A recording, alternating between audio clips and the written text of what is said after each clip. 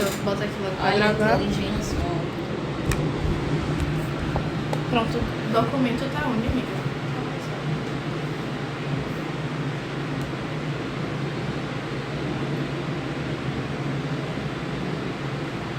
PDF. Você não vai virar ele lá. Jura?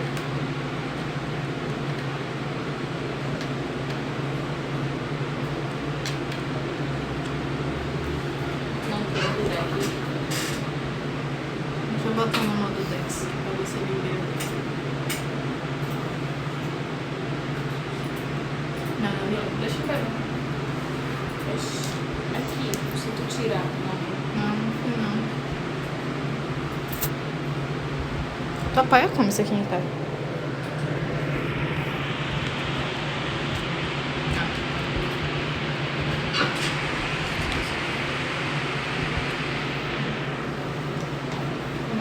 Não tinha, entendeu? Você começa. Pronto, já tá gravando? Já. Meu Deus. Pronto, aqui eu vou dar só uma introdução para você entender. Primeiro a gente vai apresentar uma consultoria sobre aqui, né? Aí a gente, com essa entrevista, o nosso objetivo é compreender como a escola opera em relação ao planejamento, da organização, da direção, controle, para identificar oportunidades de melhoria. O meu sotaque vai sair. Eu tô aqui segurando ele. Não fazia. Pronto, o planejamento. Missão, visão e valores. A primeira pergunta: como você descreveria a missão da escola no dia a dia? A missão do IFP é muito clara, é proporcionar um futuro de maior qualidade aos jovens no âmbito profissional, preparar os jovens adultos a estarem mais aptos a entrar no mercado de trabalho. A gente sabe que um grande gargalo hoje para conseguir o primeiro emprego, principalmente, é a experiência e falta de qualificação. Muitas vezes você precisa de uma experiência para ter experiência, por mais redundante que isso seja. As pessoas às vezes ficam em busca do primeiro emprego, mas ninguém contrata porque a pessoa não tem experiência. Mas como que ela vai conseguir se ela nunca trabalhou? Então é um poço sem fundo. E aí quando você se qualifica, mesmo sem aquela experiência, você tem mais chance de se destacar para assumir esse primeiro emprego. A visão do IFP também, a gente acredita que as pessoas qualificadas, elas conseguem construir um futuro de sucesso. E não só financeiramente, profissionalmente, né? Porque nada se faz sem dinheiro. Então, para ter uma base sólida de vida, você precisa ter uma vida profissional bem estruturada. Então, o IFP ele tenta abarcar todas as idades, todos os jovens, adultos, até crianças que vêm fazer inglês aqui, tem criança fazendo administração, criança que eu digo 12, 13 anos, para mim ainda é criança. Então, dá essa possibilidade de alavancar a vida profissional deles. E a gente acredita que todo mundo consegue fazer isso. Por isso que a gente tem um programa de incentivo à qualificação, que a gente chama carinhosamente de PIC. A gente oferece cursos gratuitos, a Lara inclusive fez um de inglês comigo, né? São cursos de duração de 8 horas, 4 aulas durante 4 sextas-feiras, de 2 horas cada. Você recebe o certificado gratuitamente, não tem custo algum. Você só precisa vir, se inscrever, se tiver vaga na turma, o horário tiver ok para você, tá tudo certo. No final, se você gostou, quer fazer o curso completo, show de bola. Não quer? Tudo certo também. A gente entrega o certificado e te dá meio que uma porta de entrada para aquele assunto que talvez você esteja precisando se aprimorar um pouquinho. E os valores do IFP é basicamente muito linkado com a missão e a visão. A gente acredita que todo profissional ele precisa ser bem preparado e a gente tem que entregar isso aí com qualidade. Todos os nossos professores são formados, toda a nossa equipe entrega um resultado de excelência e é isso que a gente cobra dos alunos. Inclusive, quando os alunos faltam, a gente vai bastante atrás. Por que você está faltando? Porque nós somos uma empresa, uma iniciativa privada. A gente lucra, mas não é só isso, não é só o dinheiro entrar. A gente tem um propósito. Então, não adianta eu vender um curso e ficar por isso mesmo. Qual o futuro que aquela pessoa vai ter? Se o curso está sendo entregue com qualidade, o que a pessoa está aproveitando daquele serviço? Ela não consegue pagar o curso? Tranquilo, tem aqui o projeto de incentivo à qualificação que tu consegue agregar um conhecimento sem ter nenhum ônus, sem ter nenhum gasto. Então a gente tenta abarcar todo mundo e trazer a nossa visão de que o futuro profissional ele precisa ser bem estruturado e todo mundo consegue alcançar isso se tiver as oportunidades certas. Óbvio, não existe meritocracia. A gente precisa de oportunidades para isso. E a gente, com o PIC, Mais uma vez, apesar de ser uma empresa privada com objetivo de lucro, a gente tem esse braço do IFP, do Instituto de Formação Profissional, a gente chama, de tentar trazer pessoas sem custo algum para elas, para que a gente consiga alavancar mais e mais pessoas, não só quem pode pagar por isso.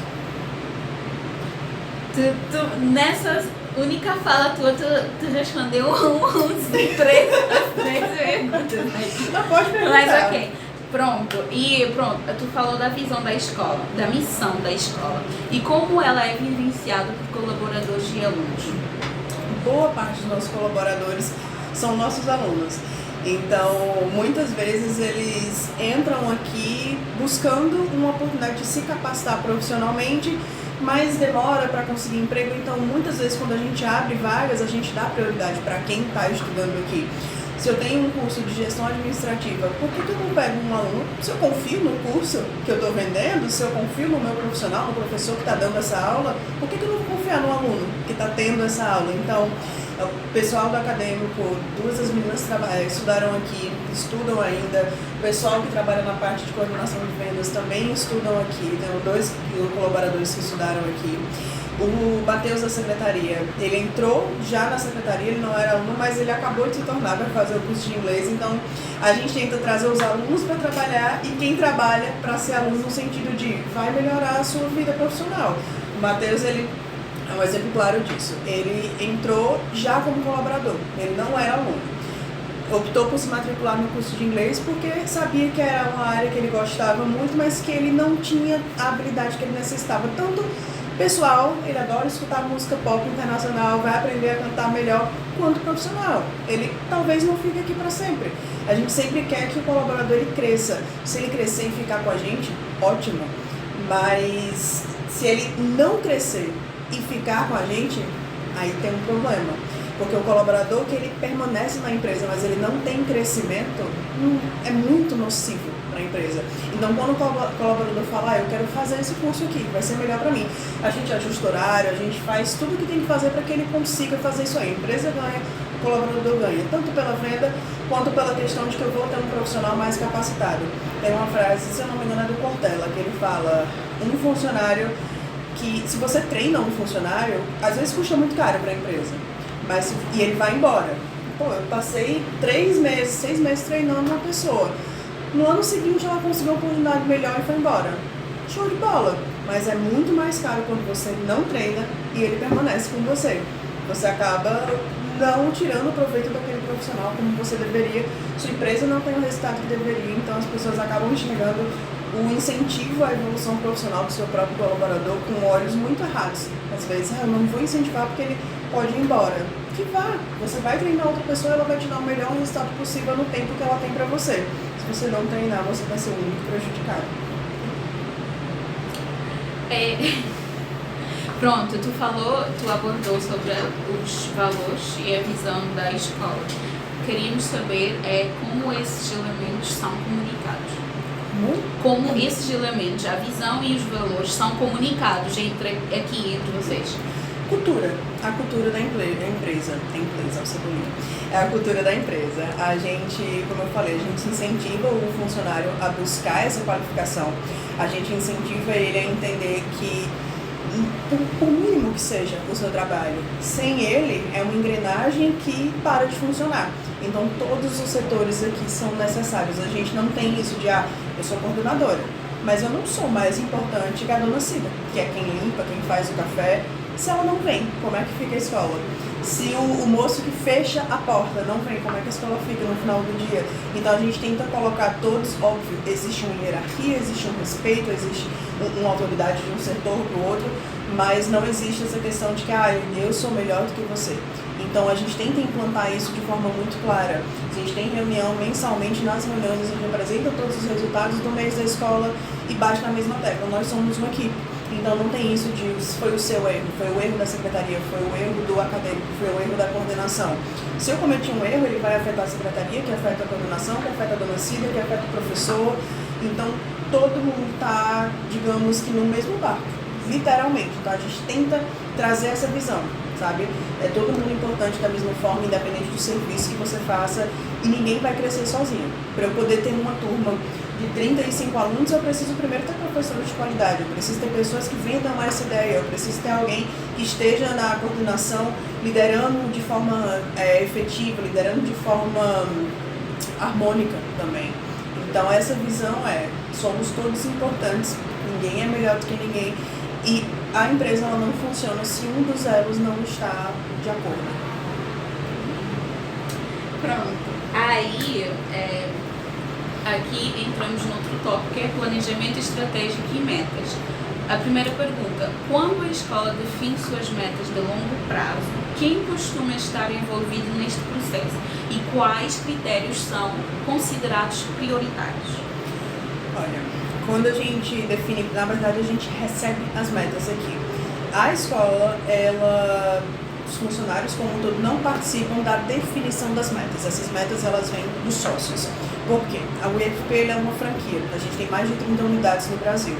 Então a gente tem um padrão a seguir, a gente já sabe o caminho, a gente já sabe o que a gente consegue fazer, o que não consegue. Então se esse mês a gente teve um resultado de 2x, eu sei que no próximo mês é muito provável que eu consiga 2x,5 ou 3x. Então a gente faz essa projeção de acordo com tudo que vai acontecendo no mês, com todos os eventos que estão programados, com turmas que estão para começar, turmas que estão para finalizar, o desempenho do mês anterior. Se eu tenho o mês de agosto, que eu tive 600 alunos presentes, a probabilidade de eu conseguir ter 650 é muito mais fácil do que a de ter 800. Então a gente coloca uma meta mais real, mais atingível, mas ao mesmo tempo a gente coloca o sarrafo sempre para cima. Porque se você colocar ele muito baixo, não tem motivação. E muito alto, às vezes as pessoas aqui ficam, mas como é que a gente vai atingir isso aí? Se você não atingir a meta de 90%, digamos assim, você atinge 80, 85, que é muito mais do que os 70 que você estava acostumado. Então, a gente tenta sempre colocar a meta mais acima do que o necessário, no intuito de motivar o funcionário. E elas chegam para a gente de acordo com os dados de meses anteriores. Os sócios, eles sentam, a coordenação regional senta para definir como que vai ser esse processo. E todos os setores aqui tem meta, inclusive eu. Pronto. E em questão as metas do curto prazo, quais foram que mais desafiaram a equipe no último ano? Olha, a gente teve um desafio muito grande com a nossa retenção e a nossa frequência pedagógica, que é o quanto os alunos vêm às aulas e eles faltam e retornam, a gente consegue reter esse aluno, a gente sempre consegue bater, mas é desafiadora, porque a gente lida com gente e cada aluno ele vive uma realidade diferente. Ele precisa faltar porque ele adoeceu, ele precisa faltar porque ele agora é presidente do CEA e tem muita responsabilidade, precisa faltar porque choveu muito, qualquer que seja o motivo. Você lidar com uma turma pequena, 30, 20, é complicado. Avalia 500 e poucos alunos, como a gente tem aqui. A gente entra em contato diariamente com todos os alunos. Então, amanhã a gente vai ter 5 turmas. Hoje as meninas precisam ligar para todo mundo das 5 turmas, confirmando a presença. Olha, posso confirmar que você vem amanhã? A gente meio que compromete o aluno. Não, eu disse que eu ia, então eu tenho que ir para tentar segurar essa frequência. E é sempre uma meta muito desafiadora, porque a gente lida com gente, não é só número, nunca vai ser só número, a gente lida com diferentes estilos de vida, diferentes tipos de pensamento. Então, fazer essas pessoas enxergarem valor no serviço que elas contrataram, no sentido de, não é somente eu estou pagando tantos reais por mês, eu preciso ir por isso.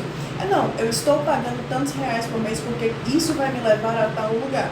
Você precisa enxergar o valor, se você não enxerga, você não vai a lugar nenhum, independente do que você esteja fazendo. Pode ser uma barraquinha de caldo de cana, se você fizer só pelo dinheiro, não adianta, você não vai sair do lugar. Então, metas que envolvem a lida com pessoas são sempre as mais complicadas, tanto para curto, principalmente para longo prazo. Para longo prazo, a gente consegue ter um respiro, que você sempre pensa, tá longe, eu tenho tempo. Mas nesse tempo, você tem que dividir tudo que você precisa fazer em vários bloquinhos. Fez um bloquinho hoje, você faz outro bloquinho amanhã, quando no final você fez tudo de uma forma que não sufocou muito. E é dessa forma que a gente tenta lidar com essas metas assustadoras, às vezes. O planejamento financeiro contempla reservas para inovação e expansão? Contempla reservas para inovação e expansão? Com toda certeza, até porque se você está numa empresa que ela não inova, principalmente no ramo de educação, o aluno não fica. Não posso me incluir. A geração de vocês está acostumada com vídeos de 15 segundos no TikTok. A minha geração já está acostumada com uma coisa mais lenta. Então são jeitos de lidar diferente. A gente tem que se adaptar, tanto na lida pessoal, no jeito que se fala com os alunos. Agora eu tô falando com vocês muito formal. Às vezes eu chego na turma, ei menino, tá fazendo o quê? Acorda, rapaz, tu tá na tua mensalidade. Então você tem que aprender a lidar com várias pessoas, um vocabulário distinto, uma linguagem corporal diferente, mas principalmente no sentido de prender a atenção do aluno. Como que eu vou prender a atenção de uma geração que está constantemente acostumada a mudanças? Então, todos os meses a gente tem que movimentar de alguma forma. A gente levou a turma de farmácia, atendente de farmácia, para o laboratório da Facene, onde eles viram os cadáveres, viram as partes de dissecação de corpos. A gente levou os alunos de administração para a TV Correio. Então, a gente tenta sempre trazer eles para a realidade, mostrar o mundo fora da sala de aula, promover eventos aqui na escola também, para que os alunos eles estejam sempre engajados.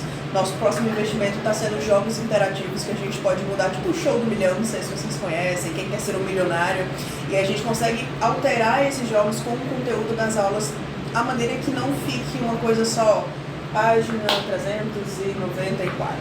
E aí, pronto, você senta, lê, acabou a aula.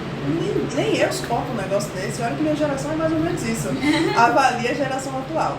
Então essas verbas elas estão inclusas sim.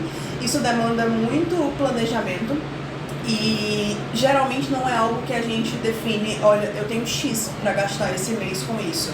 Mas qual é a nossa necessidade do mês? Ela vai custar 5X. O gestor chega para mim e fala, não, mas eu preciso que você consiga por 2X na mesma qualidade. E aí a gente tem que se virar para conseguir e a gente consegue. Não existe não dentro do mundo dos negócios, você sempre dá um jeito. Então, as verbas estão inclusas, mas elas não são previamente definidas. É um gasto que ele é certo, mas cada mês ele vai diferindo um pouquinho. Tem mês que é mais, tem mês que é menos, de acordo com a nossa necessidade no momento.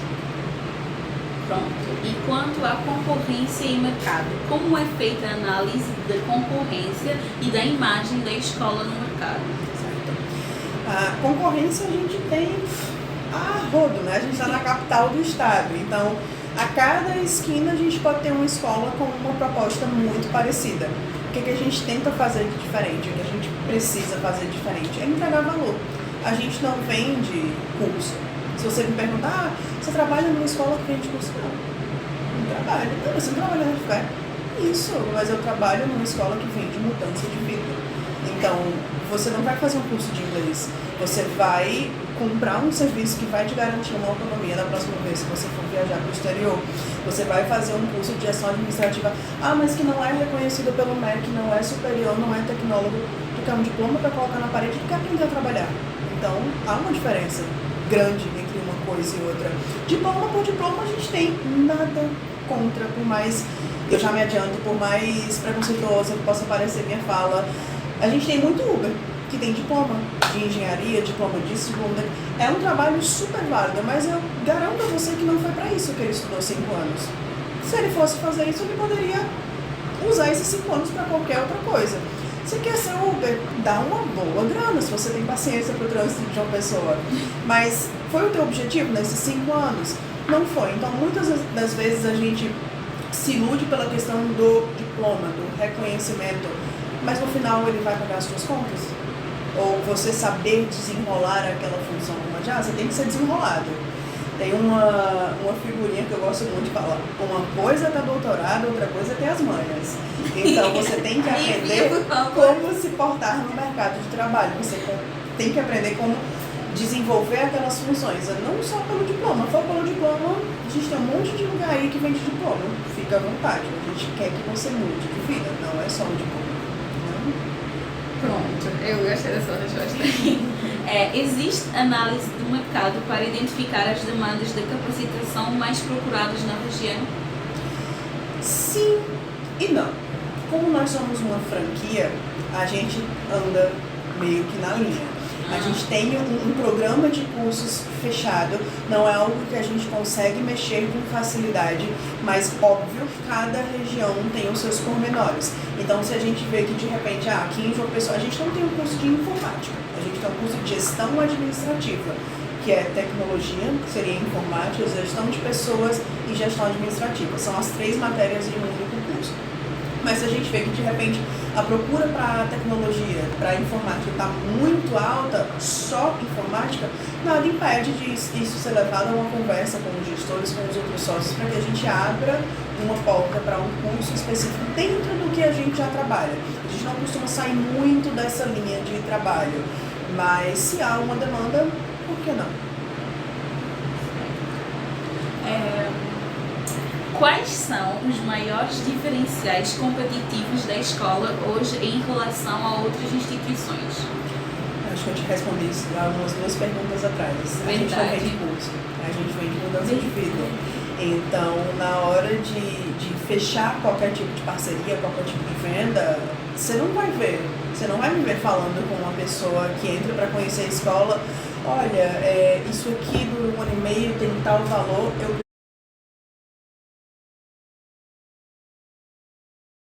preciso passar os valores, o dinheiro, né, faz-me rir no final das contas, mas não é só por isso que ela está aqui. Se fosse só por isso, só pelo curso, ela iria para qualquer outra esquina, para qualquer outro lugar.